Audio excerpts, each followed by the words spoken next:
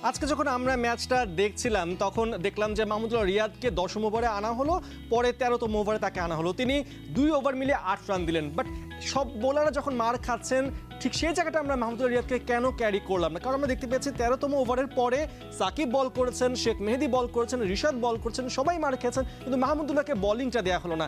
এই জায়গাটাতে কি কোনো ভুল হয়েছে কিনা আমাদের ক্যাপ্টেনের? আসলে আমাদের তো রাইট হ্যান্ড লেফট হ্যান্ড কম্বিনেশনের ব্যাপার ইদানিং খুব বেশি আলোচিত হয়, কিন্তু আমার কাছে যেটা মনে হয় আপনার কোনো প্লেয়ার যখন খুব ভালো একটি ছন্দে থাকবে তখন তাকে পরিপূর্ণভাবে ব্যবহার করা উচিত। আপনি দেখবেন যে সাকিব আপনার সহ অন্যান্য বোলাররা কিন্তু খুব বেশি ছন্দে আজকে ছিলেন না। তো ওই জায়গায় যখন মাহমুদুল্লাহ রিয়াদ খুব ভালো বোলিং করছিলেন তখন কিন্তু তাকে কন্টিনিউয়েশনটা কিন্তু রাখা উচিত। বাট আপনি যদি অন্যভাবে আপনি দেখেন যে স্পিনারদের যেই আধিক্য আজকে ম্যাচে, ওই অর্থে কিন্তু স্পিনাররা আপনার ওরকম ভাবে কিন্তু খুব বেশি মেলে ধরতে পারেনি।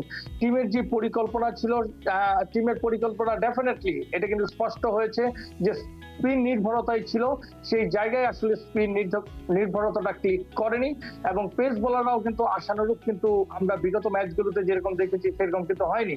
আসলে আজকের ম্যাচে টিমের যে প্ল্যানিং ছিল সেটা কিন্তু স্পিনকে কেন্দ্র করেই মূলত ছিল। এখন Walton fridge, TV, AC, washing machine ও ফ্যান কিনে অনেকের মতো আপনিও হয়ে যেতে পারেন মিলেনিয়ার। সেরা পণ্যের সেরা অফার, ওয়ালটন মিলেনিয়ার।